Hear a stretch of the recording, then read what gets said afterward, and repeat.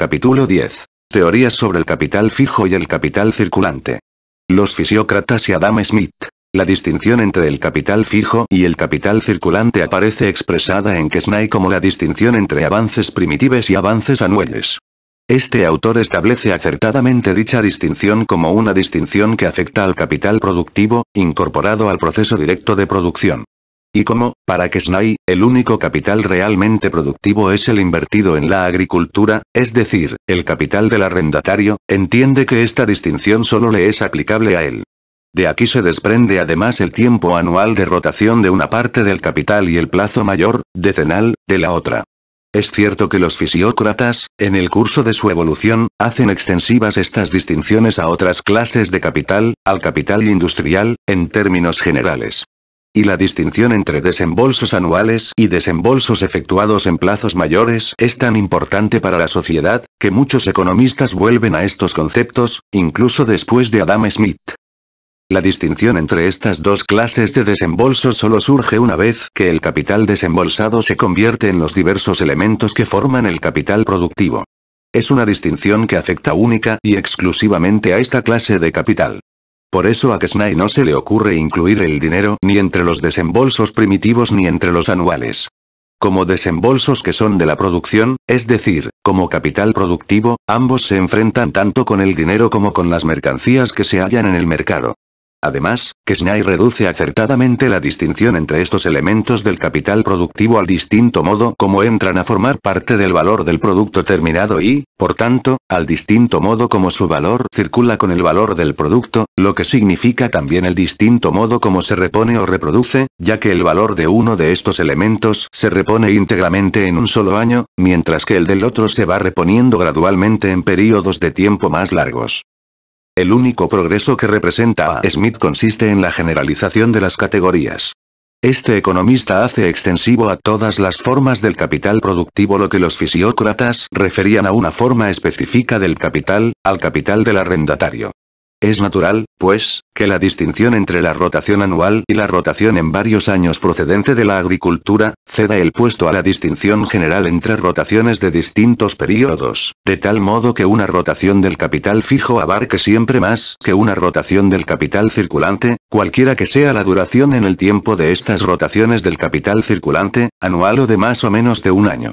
De este modo, los avances anuales se convierten, para Smith, en capital circulante y los avances primitivos en capital fijo. Pero esta generalización de las categorías es el único progreso que él aporta. Su argumentación es muy inferior a la de Quesnay. Ya el modo toscamente empírico con que comienza la investigación en A. Smith introduce la confusión. Existen dos maneras diferentes de emplear el capital para que rinda al inversionista un ingreso o beneficio la riqueza de las naciones, libro 2, capitán 1, p. 252, ed. C. 1958.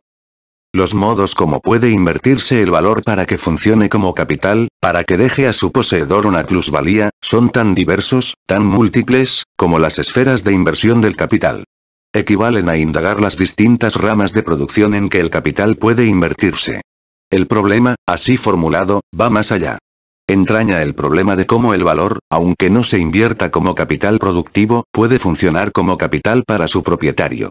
Por ejemplo, como capital productivo de intereses, como capital comercial, etc. Nos hallamos, pues, inmensamente lejos del objeto real del análisis, a saber, del problema de cómo la división del capital productivo en los distintos elementos que lo forman, prescindiendo de la distinta esfera en que se inviertan, influye en su rotación. Luego, A. Smith continúa. El primero consiste en procurarse, manufacturar o comprar bienes para venderlos con un beneficio. A. Smith solo nos dice, aquí, que el capital puede emplearse en la agricultura, la manufactura y el comercio. Se limita a hablar, pues, de las diversas esferas de inversión del capital, incluyendo aquellas en que, como ocurre en el comercio, el capital no se incorpora directamente al proceso de producción, es decir, no funciona como capital productivo. Con ello, se aparta ya del criterio que servía de base a los fisiócratas para explicar las diferencias que se dan dentro del capital productivo y cómo influyen sobre la rotación. presenta directamente el capital comercial como ejemplo para ilustrar un problema en que se trata exclusivamente de explicar las diferencias existentes en cuanto al capital productivo dentro del proceso de producción y de valorización, diferencias que, a su vez, engendran otras en lo tocante a su rotación y reproducción. Y continúa. El capital empleado en esta forma no puede rendir beneficio ni ingreso al que lo emplea, mientras permanezca en su posesión o no cambie de forma. El capital así empleado. Sin embargo, A. Smith nos habla del capital invertido en la agricultura o en la industria y, más adelante, nos dice que el capital invertido de este modo se divide en capital fijo y capital circulante. Por tanto, la inversión del capital en esta forma no puede convertir al capital en circulante ni en fijo. ¿O acaso lo que quiere decir es que el capital invertido para producir mercancías y venderlas con una ganancia debe, después de convertirse en mercancías, venderse y pasar, mediante la venta, de manos del vendedor a manos del comprador, en primer lugar, y en segundo lugar trocar su forma natural de mercancías por la forma dinero, siendo por tanto inútil para su poseedor mientras permanezca en sus manos o se mantenga, para él, bajo la misma forma? En este caso, ello equivaldría a decir que el mismo valor capital que antes funcionaba en forma de capital productivo, en una forma apta para el proceso de producción, funciona ahora como capital mercancías y capital dinero bajo sus formas idóneas para el proceso de circulación, no siendo ya, por tanto, ni capital fijo ni capital circulante. Y esto se refiere tanto a los elementos de valor añadidos por las materias primas y auxiliares, es decir, por el capital circulante, como a los incorporados por el consumo de los medios de trabajo, es decir, por el capital fijo. Como vemos, tampoco por este camino nos acercamos ni un paso a la distinción entre el capital fijo y el capital circulante. Y enseguida. Los bienes acumulados por un comerciante no le dejan ninguna ganancia o beneficio hasta que los vende por dinero, y el dinero mismo apenas le deja utilidad hasta que se cambia nuevamente por otros bienes. Su capital sale de su posesión continuamente en una forma y retorna en otra, y solo mediante esta circulación o cambio sucesivo obtiene una ganancia. Esta es la razón por la cual esta masa recibe la denominación de capital circulante.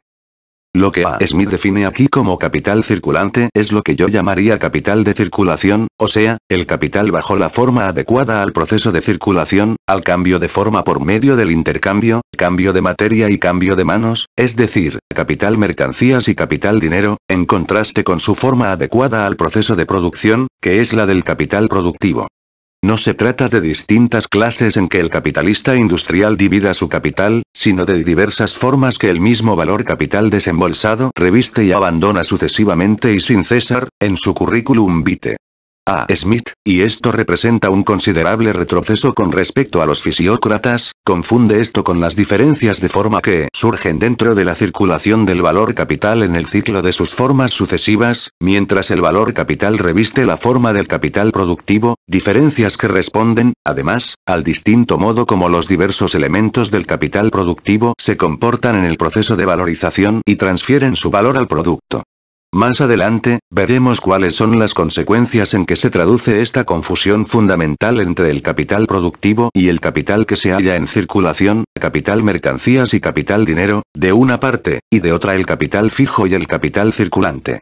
El valor capital desembolsado en forma de capital fijo circula a través del producto, exactamente lo mismo que el desembolsado en forma de capital circulante, y ambos se convierten del mismo modo en capital dinero, mediante la circulación del capital mercancías. La diferencia estriba simplemente en que el valor del primero circula gradualmente, debiendo, por tanto, ser repuesto, reproducido en forma natural gradualmente también durante períodos más cortos o más largos. Que A. Smith solo entiende aquí por capital circulante el capital de circulación, es decir, el valor capital bajo sus formas pertenecientes al proceso de circulación, capital mercancías y capital dinero, lo demuestra el ejemplo tan torpemente elegido por él. Toma como ejemplo, en efecto, una clase de capital que no pertenece en absoluto al proceso de producción, sino que se mueve exclusivamente en la órbita de la circulación, que es exclusivamente capital de circulación, el capital comercial. Cuán absurdo es arrancar de un ejemplo en que el capital no figura para nada como capital productivo, lo dice el propio A. Smith inmediatamente. El capital de un mercader es enteramente circulante, sin embargo, la distinción entre el capital circulante y el capital fijo es, como se nos dice más adelante, una distinción basada en diferencias esenciales que se dan dentro del mismo capital productivo. Y es que A. Smith tiene presente, de una parte, la distinción de los fisiócratas y, de otra, se fija en las diferencias de forma por las que el valor capital atraviesa en su ciclo. Y ambas cosas se mezclan y confunden abigarradamente. Lo que no se ve en absoluto es cómo puede surgir una ganancia del simple cambio de forma entre el dinero y la mercancía, de la simple transmutación del valor de una de estas formas en la otra. Y, además, su explicación resulta absolutamente inadmisible por el hecho de tomar como punto de partida el capital comercial, el cual se mueve exclusivamente dentro de la órbita de la circulación. Pero ya volveremos sobre esto. Escuchemos antes lo que A. Smith dice acerca del capital fijo. El segundo modo de empleo del capital consiste en mejorar las tierras o comprar aquellas máquinas útiles, instrumentos de comercio, u otra clase de bienes, que produzcan un ingreso o una ganancia, sin necesidad de tener que cambiar de dueño o circular ulteriormente. A estos capitales se les denomina, en consecuencia, con propiedad, fijos. Según las diferentes ocupaciones, así son las proporciones de los capitales fijos y circulantes que se emplean en las mismas. En el capital de cualquier fabricante o artesano ha de haber alguna porción invertida en los instrumentos del oficio. Esa porción es en unos más grande, y en otros más pequeña. En todos estos oficios sastres, zapateros, tejedores, etc. la mayor parte del capital circula en forma de salarios que se pagan a los obreros, o en el precio de los materiales, recuperándose con un beneficio en el precio del artículo. Prescindiendo de la idea pueril acerca de la fuente de la ganancia, inmediatamente resalta aquí todo lo que hay de endeble y de confuso en esta concepción. Para un fabricante de maquinaria, por ejemplo, la máquina es producto que circula como capital mercancías o, para decirlo con las palabras de A. Smith, de la que su productor se separa, que cambia de poseedor, que se hace seguir circulando. Por tanto, según su propia definición, la máquina no sería un capital fijo, sino un capital circulante. Esta confusión responde, a su vez, al hecho de que A. Smith confunde la distinción entre el capital fijo y el capital circulante, nacida de las distintas clases de circulación de los diversos elementos del capital productivo, con las diferencias de forma porque atraviesa el mismo capital en la medida en que funciona dentro del proceso de producción como capital productivo y dentro de la órbita de la circulación, en cambio, como capital de circulación, es decir, como capital mercancías o capital dinero. Por tanto, según A. Smith, las mismas cosas pueden, según el lugar que ocupen en el proceso de vida del capital, funcionar como capital fijo, como medios de trabajo, elementos del capital productivo, o como capital circulante, como capital mercancías, como producto que se desplaza de la órbita de la producción a la órbita de la circulación. Pero A. Smith confunde de pronto todo lo que sirve de base a la distinción y se contradice con lo que, unas cuantas líneas antes, le sirvió de punto de partida para toda su investigación. Existen dos maneras diferentes de emplear el capital para que rinda al inversionista un ingreso o beneficio, a saber, como capital circulante o como capital fijo. Según esto, se trata, por tanto, de distintos modos de emplear capitales diversos e independientes entre sí, al modo como pueden aplicarse, por ejemplo, los capitales en la industria o en la agricultura. Ahora, en cambio, se nos dice, según las diversas ocupaciones, así son distintas las proporciones de los capitales fijos y circulantes que se emplean en las mismas. El capital fijo y el capital circulante ya no constituyen, ahora, inversiones distintas e independientes de capital, sino distintas porciones del mismo capital productivo, que en distintas esferas de inversión arrojan una parte alícuota distinta del valor global de este capital. Se trata, por tanto, de diferencias que responden a la división práctica del mismo capital productivo y que, por consiguiente, solo rigen con respecto a este.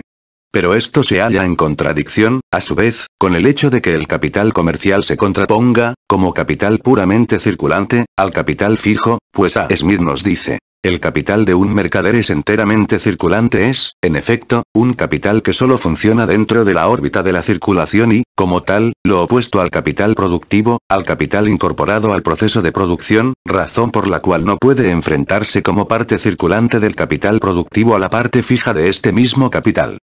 En los ejemplos que pone A. Smith, define como capital fijo los instruments of trade y como capital circulante la parte del capital invertida en salarios y materias primas, incluyendo entre estas las materias auxiliares, repaid with a profit by the price of the work. Como se ve, se empieza tomando como punto de partida los distintos elementos del proceso de trabajo, la fuerza de trabajo, el trabajo, y las materias primas, de una parte, y los instrumentos de trabajo, de otra.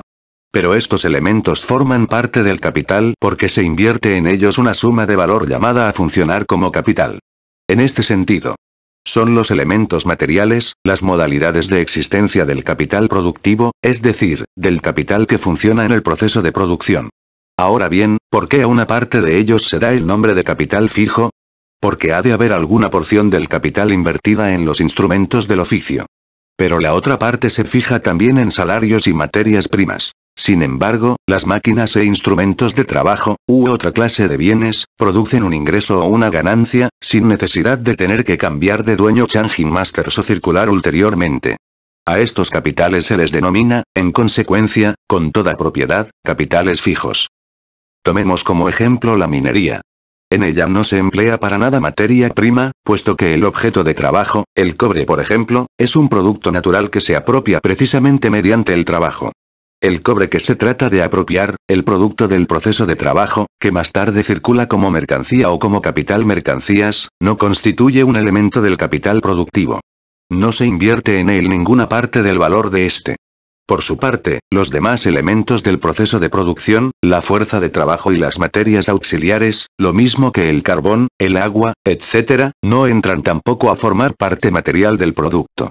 El carbón se consume totalmente y solo se incorpora al producto su valor, del mismo modo que pasa a formar parte de él una parte del valor de la máquina, etc. Finalmente, el obrero se mantiene con la misma independencia frente al producto, al cobre, que la máquina. Lo único que forma parte integrante del valor del cobre es el valor que el obrero produce con su trabajo.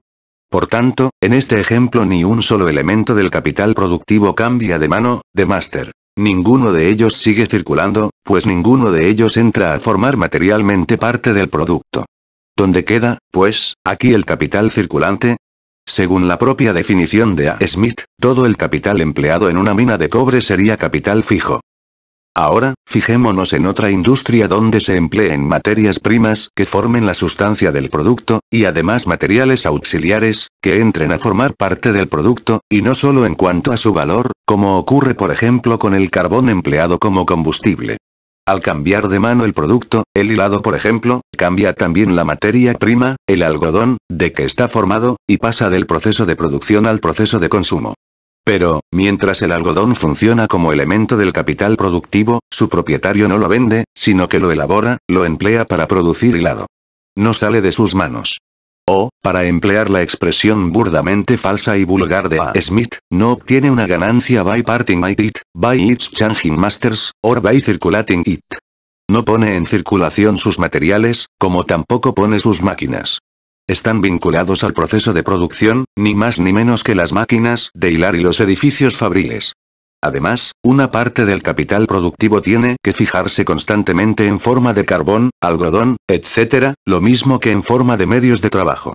La diferencia solo está en que la cantidad de algodón, de carbón, etc., necesaria para la producción semanal, supongamos, de hilado se consume constantemente en su integridad para la producción del producto semanal, necesitando, por tanto, reponerse mediante nuevas cantidades de carbón, algodón, etc.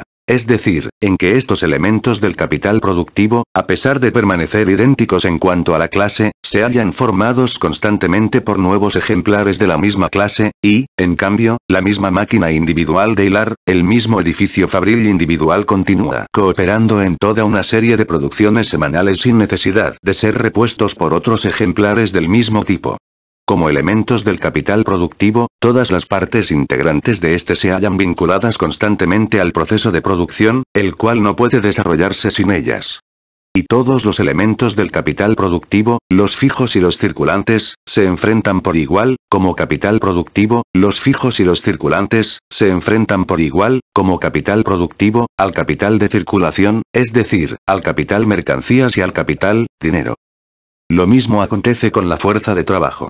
Una parte del capital productivo tiene que vincularse constantemente a ella, y son las mismas, idénticas fuerzas de trabajo, como son las mismas máquinas, las que emplea siempre y durante largo tiempo el mismo capitalista. La diferencia entre ellas y las máquinas no consiste, para estos efectos, en que las máquinas se compren de una vez para siempre, cosa que no ocurre siempre, por ejemplo, cuando se pagan a plazos, y los obreros no, sino en que el trabajo que estos despliegan se incorpora íntegramente al producto y, en cambio, el valor de las máquinas solo se incorpora fragmentariamente. A. Smith confunde conceptos que son distintos, cuando dice del capital circulante, por oposición al capital fijo. El capital empleado en esta forma no puede rendir beneficio ni ingreso al que lo emplea, mientras permanezca en su posesión o no cambie de forma. Sitúa la metamorfosis puramente formal de la mercancía, que el producto, el capital mercancías, sufre en la órbita de la circulación y que permite el cambio de manos de las mercancías, en el mismo plano que la metamorfosis física sufrida por los diversos elementos del capital productivo durante el proceso de producción. Mezcla aquí, sin más, la transformación de la mercancía en dinero y del dinero en mercancía, la compra y la venta, con la transformación de los elementos de producción en el producto. El ejemplo que pone de capital circulante es el del capital comercial, que se convierte de mercancía en dinero y de dinero en mercancía. El cambio de formas operado dentro de la circulación tiene para el capital industrial en funciones la significación de que las mercancías en que vuelve a convertirse el dinero constituyen elementos de producción, medios de trabajo y fuerza de trabajo. De que ese cambio asegura, por tanto, la continuidad de su función, permitiendo que el proceso de producción se efectúe como un proceso continuo o como un proceso de reproducción. Este cambio de forma se opera todo él en la circulación, y es el que permite que las mercancías pasen realmente de unas manos a otras. En cambio, las metamorfosis que sufre el capital productivo dentro de su proceso de producción son metamorfosis encuadradas dentro del proceso de trabajo, necesarias para transformar los elementos de producción en el producto apetecido.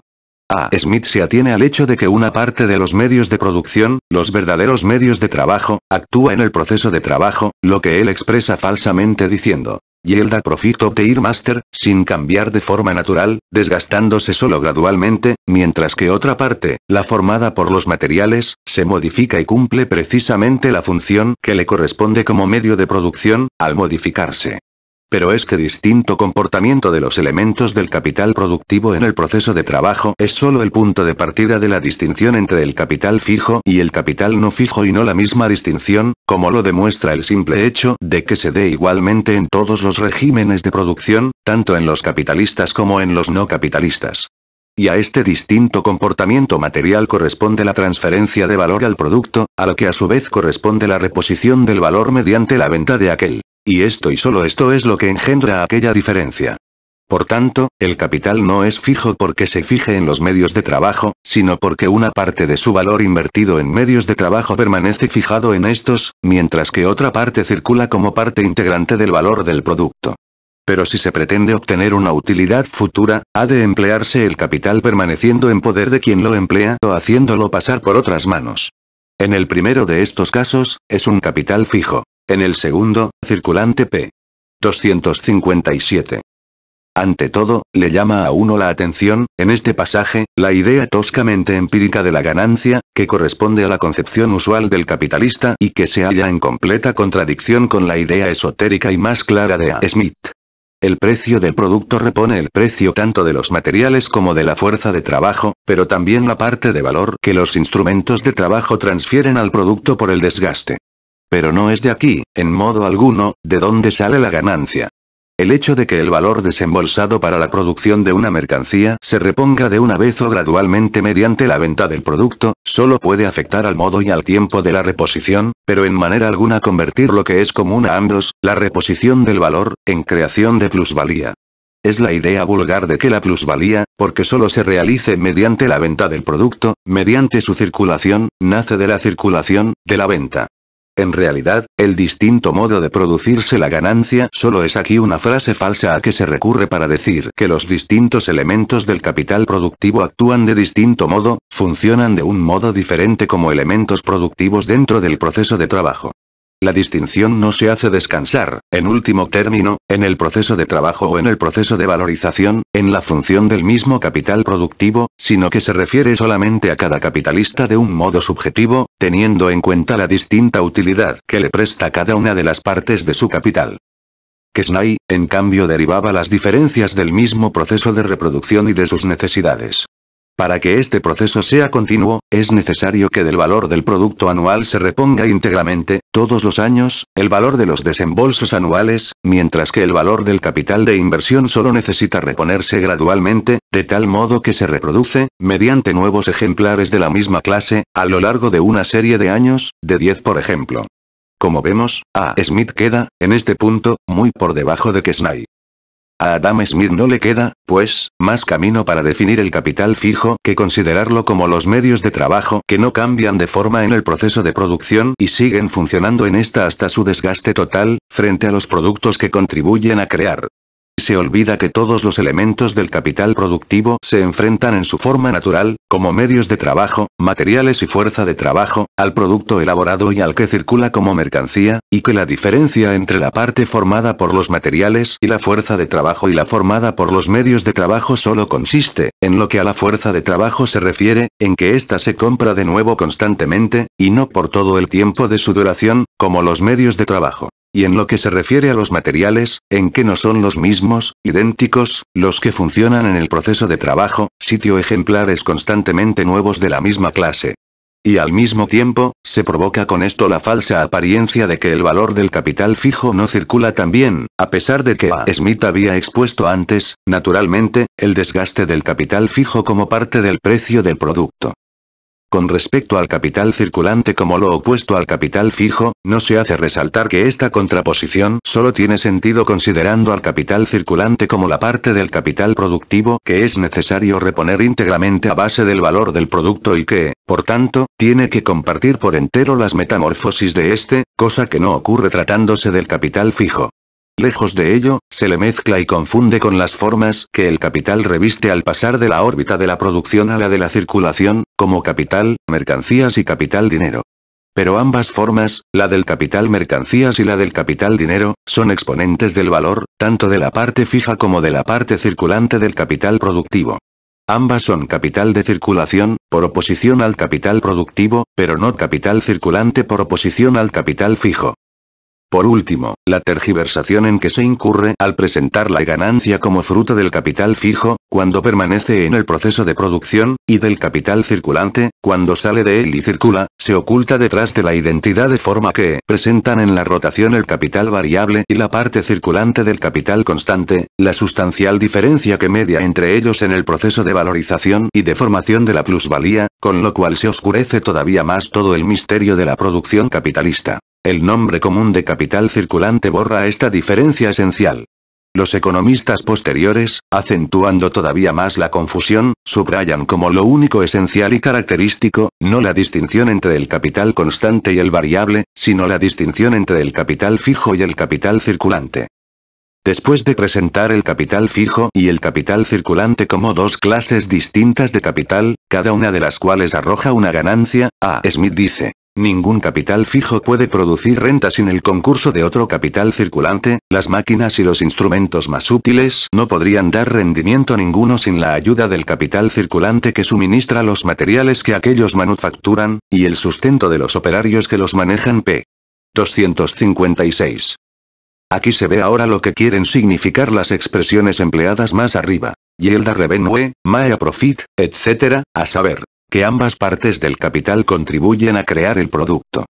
Al llegar a este punto, A. Smith pone el siguiente ejemplo. La porción del capital que el labrador emplea en aperos es capital fijo, pero la que invierte en salarios o en mantener a los criados, es capital circulante.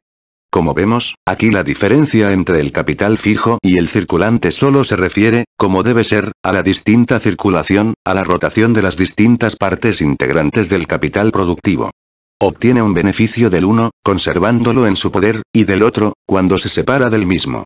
El valor o el precio del ganado de labor es un capital fijo, de nuevo la afirmación correcta de que es al valor y no al elemento material al que se refiere la distinción, del mismo modo que el de los aperos de labranza. Pero la porción que destina a su manutención del ganado de labor es capital circulante, como el invertido en el sustento de los mozos de labranza. El labrador obtiene beneficio del ganado de labor conservándole y separando su manutención. El arrendatario retiene el forraje del ganado, no lo vende. Lo emplea como forraje al mismo tiempo que emplea el ganado como instrumento de trabajo.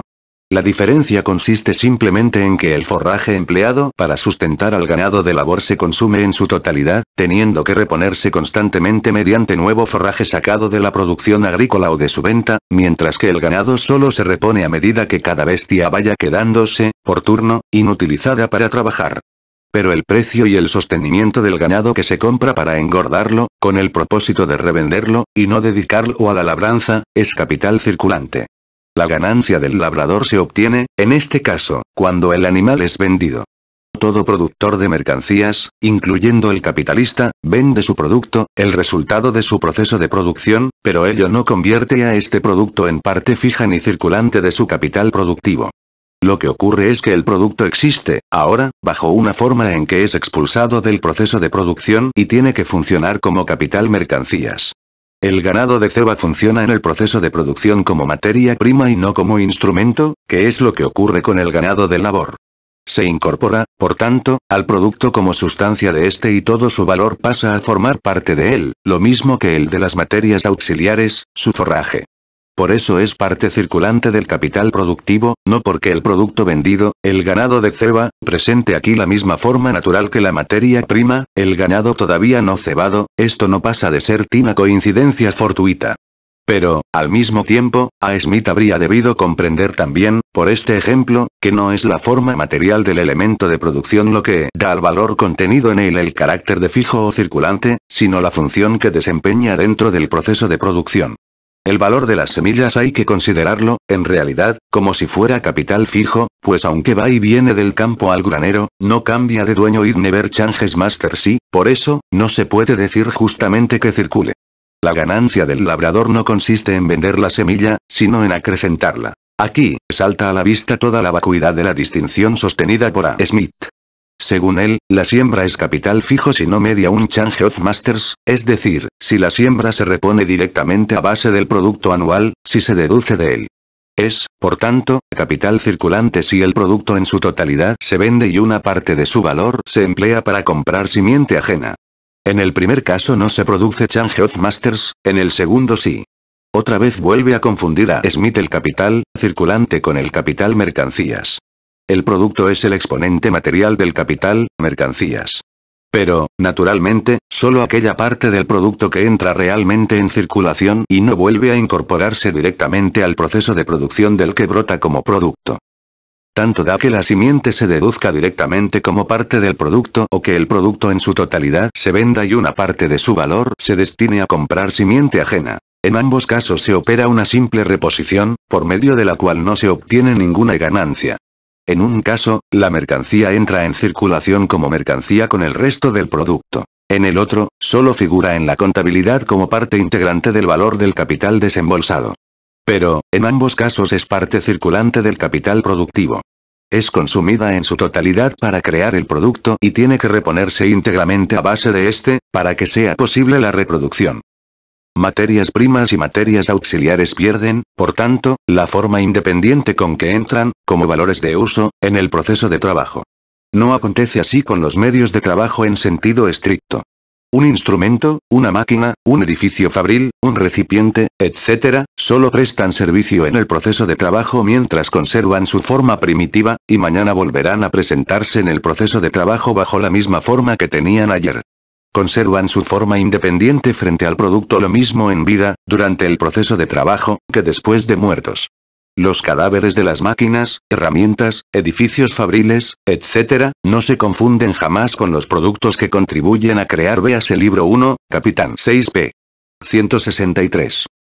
Estos distintos modos en que los medios de producción pueden emplearse para la formación del producto, unas veces manteniendo su forma independiente frente a este, otras veces modificándola o perdiéndola por completo. Esta distinción que afecta al proceso de trabajo como tal y que, por tanto, reza también con aquellos procesos de trabajo encaminados a la satisfacción de las propias necesidades, sin intercambio alguno, sin producción de mercancías, como los de la familia patriarcal, aparecen falseados en Smith, por dos razones. Primero porque introduce aquí de un modo completamente inadecuado, la idea de la ganancia, la idea de que unos producen una ganancia a su propietario manteniendo su forma y los otros perdiéndola. Segundo porque confunde las transformaciones sufridas por una parte de los elementos de producción en el proceso de trabajo con el cambio de forma referente al intercambio de los productos, a la circulación de las mercancías, compra y venta, que entraña al mismo tiempo el cambio de propiedad de las mercancías circulantes. La rotación presupone la reproducción como apoderada por medio de la circulación, es decir, por medio de la venta del producto, por medio de su transformación en dinero y de la reversión de este a sus elementos de producción. Pero, tan pronto como una parte de su propio producto vuelve a servir directamente al productor capitalista como medio de producción, el productor figura como vendedor del mismo y como su propio comprador, y así asienta la operación en sus libros de contabilidad. En tales casos, esta parte de la reproducción no se realiza por medio de la circulación, sino directamente. Sin embargo, la parte del producto que vuelve a funcionar así como medio de producción repone capital circulante y no capital fijo siempre y cuando que, primero su valor se incorpore íntegramente al producto, y segundo sea repuesto a su vez en especie por un nuevo ejemplar del nuevo producto. A. Smith nos dice ahora en qué consiste, por una parte, el capital circulante y por otra el capital fijo. Enumera las cosas, los elementos materiales que forman el capital fijo y los que forman el capital circulante, como si este carácter correspondiese a las tales cosas de un modo material, por obra de la naturaleza, y no en virtud de la función concreta que desempeñan dentro del proceso capitalista de producción. Y sin embargo, hace en el mismo capítulo, libro 2, capitán 1, la observación de que aunque una determinada cosa, por ejemplo una casa vivienda, reservada para el consumo directo pueda proporcionar un ingreso a su dueño, y, por tanto, servirle en este sentido como capital, no puede nunca ser fuente de renta para el público, ni servir en este caso como capital, como tampoco acrecentar en lo más mínimo la renta de la sociedad p. 254. Aquí, como vemos, A. Smith proclama con toda claridad que la condición de capital no les corresponde a las cosas como tales y bajo cualesquiera circunstancias, sino que es una función que, según las circunstancias que en ellas concurran, pueden o no desempeñar. Y lo mismo que del capital en conjunto puede decirse de sus distintas categorías. Las mismas cosas formarán parte del capital circulante o del capital fijo según la función que desempeñen en el proceso de trabajo. Por ejemplo, el ganado, si es ganado de labor, medio de trabajo, forma una modalidad material de existencia del capital fijo. En cambio, si es ganado de ceba, materia prima, forma parte del capital circulante del arrendatario de la tierra. Puede darse también el caso de que la misma cosa funcione unas veces como parte integrante del capital productivo y otras veces como fondo inmediato de consumo. Una casa, por ejemplo, si se utiliza como local de trabajo, es parte fija del capital productivo. En cambio, si se emplea como casa vivienda no constituye forma alguna del capital, en su cualidad de casa vivienda. En muchos casos, los mismos medios de trabajo funcionan unas veces como medios de producción y otras veces como medios de consumo. Aquí reside uno de los errores que se derivan de la concepción de A. Smith. El de interpretar los caracteres del capital fijo y el capital circulante como inherentes a las cosas mismas. Ya el análisis del proceso de trabajo, libro 1, capitán 5 pp. 139-147 revela cómo cambian los conceptos de medio de trabajo, material de trabajo y producto, según el distinto papel que la misma cosa desempeña dentro de aquel proceso. Pues bien, los conceptos de capital fijo y no fijo se basan, a su vez, en los papeles concretos que estos elementos desempeñan en el proceso de trabajo y también, por tanto, en el proceso de valorización. En segundo lugar, al enumerar las cosas que forman el capital fijo y el capital circulante, se ve claramente que A. Smith confunde la distinción entre los elementos fijos y circulantes del capital productivo, que solo puede regir y tener un sentido con respecto a este capital, al capital en su forma productiva, con la distinción entre el capital productivo y las formas que corresponden al capital en su proceso de circulación, la del capital mercancías y la del capital dinero. Él mismo dice, en este pasaje, p. 256. El capital circulante consta de las provisiones materiales y artículos acabados de todas clases, que se hallan en poder de los comerciantes respectivos, así como también del dinero necesario para hacerlos circular y efectuar la distribución, etc. En realidad, si nos fijamos bien vemos que aquí, a diferencia de lo que ocurría antes, el capital circulante vuelve a equipararse al capital mercancías y al capital dinero, es decir, a dos formas de capital que no tienen nada que ver con el proceso de producción, que no son capital circulante por oposición al capital fijo, sino capital de circulación por oposición al capital productivo. Solo al lado de estas figuran luego las partes del capital productivo invertidas en materiales, materias primas o artículos a medio fabricar, e incorporadas realmente al proceso de producción. Véase lo que dice A. Smith. La tercera y última de las tres porciones en que se divide naturalmente el stock general de la sociedad es el capital circulante, cuya característica consiste en proporcionar un ingreso o renta con motivo de su circulación o cambio de dueño. Se compone también de cuatro partes. La primera es el dinero, pero el dinero no es nunca una forma del capital productivo, del capital encuadrado en el proceso de producción. Es siempre, simplemente, una de las formas que reviste el capital de su proceso de circulación. La segunda, el repuesto de provisiones que se halla en poder del carnicero, el ganadero, el labrador, y de cuya venta esperan obtener un beneficio. La cuarta y última es toda obra acabada y completa, pero que aún permanece en poder del comerciante o del industrial, y la tercera son las materias primas o los productos en proceso de fabricación, que se convierten en vestidos, mobiliario y edificios, y que no habiendo alcanzado su forma definitiva, permanecen todavía en poder de sus productores, manufactureros, merceros, pañeros, madereros, ebanistas, ensambladores, ladrilleros, etc. Las categorías segunda y cuarta contienen exclusivamente productos expulsados como tales del proceso de producción y lanzados a la venta. En una palabra, productos que funcionan a partir de ahora como mercancías o bien como capital mercancías, que poseen, por tanto, una forma y ocupan un lugar en el proceso en que no pueden ser elementos del capital productivo, cualquiera que sea su destino final, es decir, lo mismo si su finalidad, su valor de uso, es la de servir al consumo individual que si es la de destinarse al consumo productivo. En la categoría segunda trátase de medios de subsistencia, en la cuarta de todos los demás productos terminados, los cuales a su vez solo pueden hallarse formados por medios terminados de trabajo o por medios terminados de disfrute, distintos de los medios de subsistencia que figuran en la categoría segunda. El hecho de que aquí A. Smith nos hable también del comerciante revela su confusión. Tan pronto como el productor vende su producto al comerciante, aquel deja de ser ya una forma de su capital. Desde un punto de vista social, sigue siendo aún, indudablemente, capital mercancías, aunque ahora figura en otras manos que no son las de su productor. Pero precisamente por ser capital mercancías no es ni capital fijo ni capital circulante.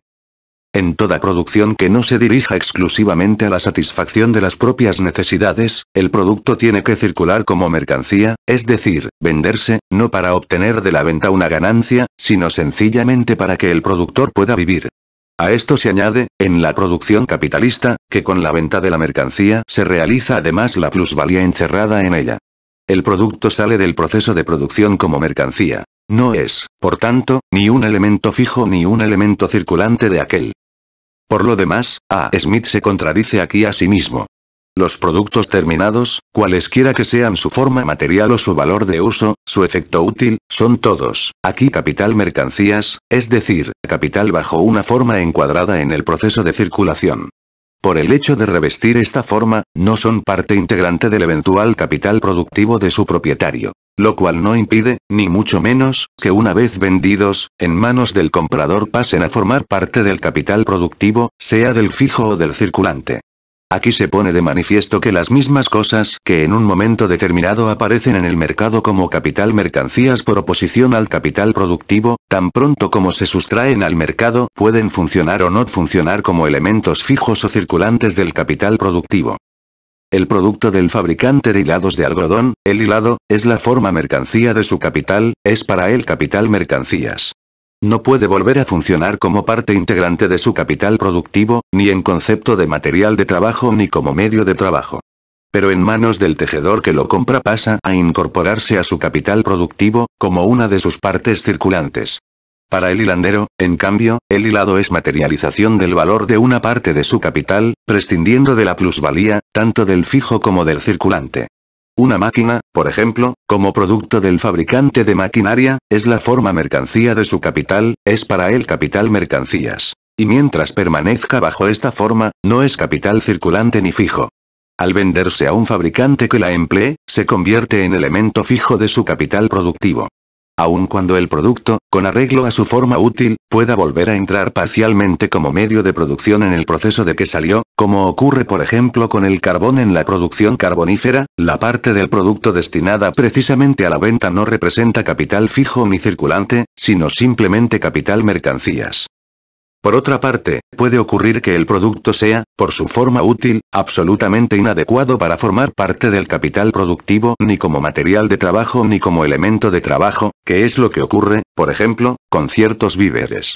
No obstante, estos productos serán capital, mercancías para su productor, exponentes de valor tanto del capital fijo como del capital circulante y del uno o del otro según que el capital invertido en su producción deba reponerse total o parcialmente, según que el valor de estos sea transferido total o parcialmente a ellos. En la tercera categoría de A. Smith figura el material en bruto, materias primas, materias auxiliares y artículos a medio fabricar, de un lado no como una parte ya incorporada al capital productivo, sino en realidad solamente como categoría especial de valores de uso que forman siempre el producto social, la masa de mercancías, además de los otros elementos materiales. Medios de vida, etc., enumerados en las categorías segunda y cuarta. De otro lado, estos productos se enumeran indudablemente como incorporados al capital productivo y, por tanto, como elementos del mismo también en manos del productor. La confusión resalta en el hecho de que se los señale en parte como productos que funcionan en manos de los productores, en poder de los agricultores, de los manufactureros, etc., y en parte como productos que se hallan en manos de comerciantes, merceros pañeros, madereros, donde son simple capital, mercancías y no elementos del capital productivo. En realidad, A. Smith, al enumerar aquí los elementos del capital circulante olvida totalmente la distinción entre el capital circulante y el capital fijo, que solo rige para el capital productivo. Lo que hace es contraponer el capital mercancías y el capital dinero, es decir las dos formas del capital encuadradas en el proceso de circulación. Al capital productivo, y esto lo hace, además, inconscientemente. Por último, es sorprendente que A. Smith, al enumerar los elementos del capital circulante, olvide la fuerza de trabajo. Y la olvida por una doble razón. Acabamos de ver que, prescindiendo del capital dinero, el capital circulante no es más que otro modo de expresar el capital mercancías. La fuerza de trabajo, mientras circula en el mercado, no es capital, no constituye ninguna forma del capital mercancías. No es capital de ninguna clase. El obrero no es ningún capitalista, aunque aporte al mercado una mercancía, su propia piel. Solo a partir del momento en que se vende, en que se incorpora al proceso de producción, es decir, a partir del momento en que deja de circular como mercancía, se convierte la fuerza de trabajo en parte integrante del capital productivo del capital variable, considerada como fuente de la plusvalía, de la parte circulante del capital productivo, con respecto a la rotación del valor capital invertido en ella. Y como A. Smith confunde aquí el capital mercancías, no puede incluir la fuerza de trabajo bajo su rúbrica del capital circulante. Por eso el capital variable aparece aquí, además, bajo la forma de las mercancías que el obrero compra con su salario bajo la forma de los medios de vida. Es bajo esta forma como se quiere que el valor capital invertido en salarios figure entre el capital circulante. Pero lo que se incorpora al proceso de producción es la fuerza de trabajo, el obrero mismo, no los medios de vida con que se sustenta el obrero. Es cierto que, como hemos visto más arriba, libro 1, capitán 21 p. 513, desde un punto de vista social la reproducción del propio obrero por medio de su consumo individual forma también parte del proceso de reproducción del capital social. Pero esto no es aplicable a cada proceso de producción considerado de por sí, que es lo que aquí investigamos. Las Acquired and Useful Abilities, p. 255, que A. Smith enumera bajo la rúbrica del capital fijo, forman por el contrario parte del capital circulante, siempre y cuando que se trate de abilities del obrero asalariado y que éste venda su trabajo juntamente con sus abilities. A. Smith incurre en un gran error al dividir toda la riqueza social en primero el fondo de consumo inmediato, segundo el capital fijo y tercero el capital circulante. Según esto, la riqueza debiera dividirse en dos partes. Primero el fondo de consumo. que no forma parte del capital social en funciones, aunque algunas partes de él puedan funcionar constantemente como capital, y segundo el capital. Una parte de la riqueza actúa aquí como capital, la otra parte como no capital o como fondo de consumo. Así planteada la cosa, se ve que todo capital se halla ante la ineludible necesidad de ser o fijo o circulante, del mismo modo que todo animal mamífero se halla ante la necesidad, impuesta por la naturaleza, de ser macho o hembra. Sin embargo, ya hemos visto que la distinción entre las dos categorías de fijo y circulante solo es aplicable a los elementos del capital productivo y que al lado de este hay todavía una cantidad considerable de capital, el capital mercancías y el capital dinero, que reviste una forma bajo la cual no puede ser ni circulante ni fijo. Como, si se exceptúa la parte de los productos que cada productor capitalista emplea directamente en forma natural, sin venderlos ni comprarlos, como medios de producción, toda la masa de la producción social, dentro del régimen capitalista, circula en el mercado como capital mercancías, es evidente que del capital mercancías se separan tanto los elementos fijos y circulantes del capital productivo como todos los elementos que forman el fondo de consumo, lo que en realidad solo quiere decir una cosa. Que, dentro de la producción capitalista, lo mismo los medios de producción que los medios de consumo solo aparecen como capital mercancías si tienen también como misión el servir más tarde como medios de consumo o de producción. Del mismo modo que la propia fuerza de trabajo aparece en el mercado como una mercancía, aunque no como capital mercancía. De aquí la nueva confusión en que incurre A. Smith, cuando dice: 3 de estas 4 porciones del circulating capital, es decir, del capital en sus dos formas de capital mercancías y capital dinero, pertenecientes al proceso de circulación, dos partes que se convierten en 4 porque A. Smith subdivide materialmente los elementos que forman el capital mercancías, los víveres, materiales y artículos acabados se separan anualmente, o en un período más o menos largo, del capital circulante, para convertirse en capital fijo o en disponibilidades reservadas al consumo inmediato. Todo capital fijo se deriva originariamente del circulante, y en él se sustenta continuamente. Cualquier máquina o instrumento útil tiene su origen en un capital circulante, que suministra los materiales de que se elaboran, y el alimento del operario que los fabrica. Es necesario además un buen capital de la misma naturaleza para mantenerlos constantemente en buen estado de conservación, p. 256. Siempre con excepción de la parte del producto que su productor vuelve a emplear directamente como medio de producción, en la producción capitalista rige la siguiente norma general. Todos los productos aparecen en el mercado como mercancías y circulan, por tanto, para el capitalista, como la forma mercancía de su capital, como capital mercancías, lo mismo si estos productos, por su forma natural, por su valor de uso, deben o pueden funcionar como elementos del capital productivo, del proceso de producción, y por tanto como elementos fijos o circulantes de él, que si solo pueden actuar como medios de consumo individual, no de consumo productivo. Todos los productos son lanzados al mercado como mercancías. Todos los medios de producción y de consumo, todos los elementos del consumo productivo o individual tienen, por tanto, que ser sustraídos al mercado, por compra, como mercancías. Esta perogrullada, truism, responde, naturalmente, a la verdad. Por consiguiente, esto es aplicable tanto a los elementos fijos como a los elementos circulantes del capital productivo. Tanto a los medios de trabajo como al material de trabajo en todas sus formas. Y aquí se olvida, además, que hay elementos del capital productivo que, existiendo por naturaleza, no son tales productos. Las máquinas se compran en el mercado, exactamente lo mismo que el algodón.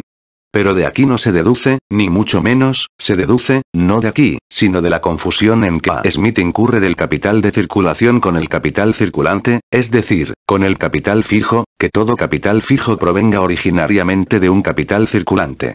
Además, con esto, A. Smith se contradice a sí mismo. Él mismo nos dice que las máquinas forman, como mercancías, la parte N4 del capital circulante. El hecho de que provengan de un capital circulante solo significa, pues, que funcionaban como capital mercancías antes de funcionar como máquinas, y que materialmente provienen de sí mismas, del mismo modo que el algodón, como elemento circulante del capital del fabricante de hilados, proviene del algodón puesto a la venta en el mercado.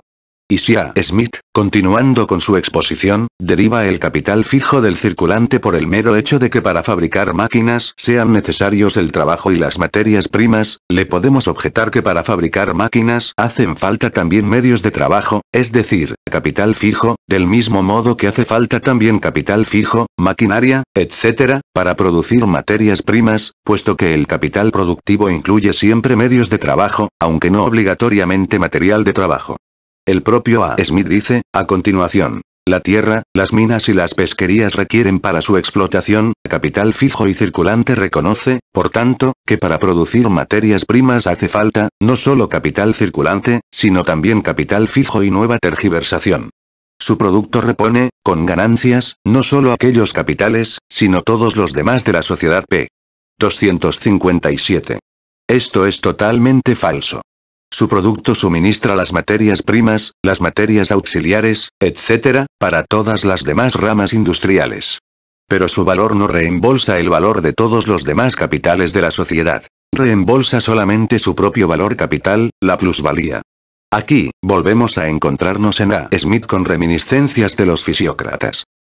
Desde un punto de vista social, es cierto que los elementos del capital mercancías consisten en productos que solo pueden servir como medios de trabajo y que acaban funcionando siempre, si no se producen estérilmente, si no son invendibles, como medios de trabajo. Es decir, a base de la producción capitalista, cuando dejen de ser mercancías, tienen que convertirse tarde o temprano, de elementos potenciales en elementos reales de la parte fija del capital productivo social.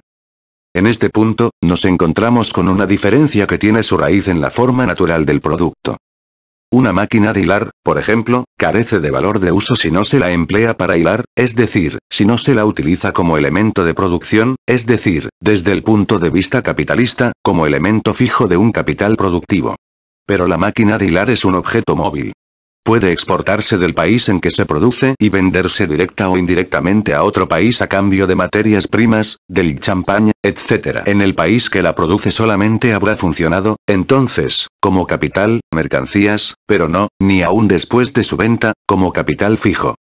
En cambio, los productos vinculados al suelo y que, por tanto, solo pueden emplearse en una determinada localidad, por ejemplo los edificios fabriles, los ferrocarriles, los puentes, los túneles, los muelles, etc., las mejoras de la tierra, etc., no pueden ser exportados físicamente, con su piel y sus huesos. No son objetos movibles. Una de dos. O son inútiles o, una vez vendidos, solo pueden funcionar como capital fijo en el país en que se producen. Para el productor capitalista que especula con la construcción de fábricas o la mejora de tierras, para luego venderlas, estas cosas son la forma de su capital mercancías y por tanto, según A. Smith, la forma del capital circulante. Pero, desde un punto de vista social, estas cosas, si no han de ser inútiles, tendrán que acabar funcionando en el propio país, como capital fijo, en un proceso de producción fijado por la propia localidad en que se encuentran enclavadas. De donde no se sigue, ni mucho menos, que todas las cosas inmuebles sean de por sí, sin más requisitos, capital fijo, pues pueden también, como ocurre con las casas vivienda, etc., pertenecer al fondo de consumo y, por tanto, no formar parte para nada del capital social, aun siendo un elemento de la riqueza social, de que el capital no es más que una parte. El productor de estas cosas, para decirlo en los términos de A. Smith, obtiene una ganancia con su venta. Se trata, por tanto, de capital circulante. Pero el que las emplea de un modo útil, su comprador definitivo, solo puede utilizarlas empleándolas en el proceso de producción. Se trata, por tanto, de capital fijo. Los títulos de propiedad sobre un ferrocarril, por ejemplo, pueden cambiar diariamente de mano y la venta de estos títulos puede suministrar a sus poseedores una ganancia, incluso en el extranjero, lo cual quiere decir que los títulos de propiedad son susceptibles de exportación, aunque no lo sean los mismos ferrocarriles. No obstante, estas cosas tienen que funcionar como elementos fijos del capital productivo o quedarse inutilizadas en el mismo país a que se hayan vinculadas. Del mismo modo, el fabricante puede obtener una ganancia por la venta de su fábrica al fabricante B, lo cual no impide que la fábrica siga funcionando como capital fijo.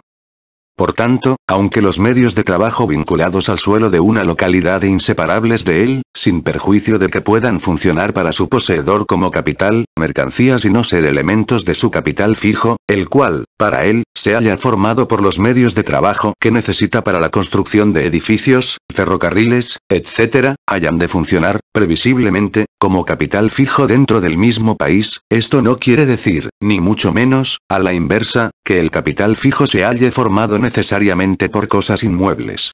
Un barco o una locomotora, por ejemplo, tienen como función el desplazarse y, sin embargo, son, no para su productor, pero sí para quien los emplea, capital fijo. Por otra parte, cosas que se hallan realmente adheridas al proceso de producción, que viven y mueren en él y que, una vez incorporadas a él, ya nunca lo abandonan, constituyen elementos circulantes del capital productivo. Por ejemplo, el carbón empleado para mover las máquinas en el proceso de producción, el gas que se usa para el alumbrado de la fábrica, etc. son elementos circulantes, no porque físicamente abandonen el proceso de producción con el producto y circulen como mercancías, sino porque su valor se incorpora íntegramente al valor de la mercancía que contribuyen a producir y, por tanto, tienen que reponerse íntegramente también mediante la venta de esta mercancía. En el pasaje últimamente citado de A. Smith debemos destacar la siguiente frase. Un capital circulante que suministra, el alimento del operario que los fabrica las máquinas, etc. Los fisiócratas hacen figurar, acertadamente, la parte del capital invertida en salarios entre los avances anuales, por oposición a los avances primitivos. Por otra parte, no incluyen como parte integrante del capital productivo empleado por el arrendatario de la tierra la fuerza de trabajo misma, sino los medios de vida suministrados a los obreros agrícolas, de maintenance of the workmen, como dice A. Smith. Esto se halla directamente relacionado con su doctrina específica. La parte de valor que el trabajo añade al producto, exactamente lo mismo que la parte de valor que añaden al producto las materias primas, los instrumentos de trabajo, etc., en una palabra, los elementos materiales del capital constante, es según los fisiócratas, en efecto, igual al valor de los medios de vida abonados a los obreros y que necesariamente tienen que consumir para sustentar su función como fuerza de trabajo. Su misma doctrina les da a descubrir la distinción entre el capital constante y el variable. Y si es el trabajo el que produce la plusvalía, además de reproducir su propio precio, la producirá lo mismo en la industria que en la agricultura. Pero como, según el sistema fisiocrático, solo la produce en una rama de producción, en la agricultura, se llega a la conclusión de que la plusvalía no nace del trabajo precisamente, sino de la acción, de la colaboración, especial de la naturaleza en esta rama determinada, en la agricultura. Por eso precisamente es por lo que los fisiócratas califican el trabajo agrícola de trabajo productivo, a diferencia de todos los demás trabajos. A. Smith considera los medios de vida de los obreros como capital circulante por oposición al capital fijo. Primero porque confunde al capital circulante por oposición al capital fijo con las formas del capital encuadradas en la órbita de la circulación, con el capital de circulación. Confusión que han tomado de él, sin el menor discernimiento crítico, los economistas posteriores. Confunde, por tanto, el capital mercancías con la parte circulante del capital productivo y, partiendo de aquí, se comprende de suyo que allí donde el producto social reviste la forma de mercancía, los medios de vida tanto de los obreros como de los que no lo son, tanto los materiales como los mismos medios de trabajo, tienen que ser suministrados necesariamente por el capital mercancías. Segundo, pero en A. Smith nos encontramos también con la idea fisiocrática, a pesar de hallarse en contradicción con la parte esotérica, con la parte realmente científica, de su propia argumentación. El capital desembolsado se trueca siempre en capital productivo, es decir, asume la forma de elementos de producción que son, a su vez, producto de un trabajo anterior, incluyendo entre ellos la fuerza de trabajo. Solo bajo esta forma puede funcionar dentro del proceso de producción. Si la fuerza de trabajo, en que se trueca la parte variable del capital, se sustituye por los medios de vida del obrero, es evidente que estos medios de vida, como tales, no se diferencian, en lo tocante a la creación de valor, de los otros elementos del capital productivo, de las materias primas y de los medios de vida del ganado de labor, a los que A. Smith, siguiendo el precedente de los fisiócratas, los equipara, por tanto, en uno de los pasajes anteriormente citados, pp. 169s.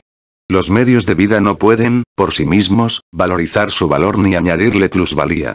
Su valor, al igual que el de los demás elementos del capital productivo, se limita a reaparecer en el valor del producto. No puede hacer otra cosa. No podrían añadirle más valor del que ellos mismos tienen. Solo se distinguen del capital fijo, formado por medios de trabajo, como las materias primas, los artículos a medio fabricar, etc., por el hecho de que, al menos, para el capitalista que los paga, aquellos son íntegramente absorbidos por el producto que contribuyen a formar, por cuya razón su valor debe ser repuesto totalmente, mientras que el capital fijo solo se incorpora a él gradualmente, fragmentariamente. Por tanto, la parte del capital productivo invertida en fuerza de trabajo, o bien en los medios de vida del obrero, solo se distingue ahora materialmente, no en lo tocante al proceso de trabajo y de valorización, de los demás elementos materiales del capital productivo. Solo se distingue por coincidir con una parte de los factores objetivos creadores del producto, materials, dice A. Smith en términos generales, en la categoría del capital circulante, por oposición a otra parte de estos factores objetivos, que entra en la categoría del capital fijo. El hecho de que la parte del capital invertida en salarios forme parte de los elementos circulantes del capital productivo, comparta la cualidad de capital circulante, por oposición a la parte fija del capital productivo, con una parte de los factores materiales creadores del producto, las materias primas, etc., no tiene absolutamente nada que ver con la función que esta parte variable desempeña en el proceso de valorización, por oposición a la parte constante.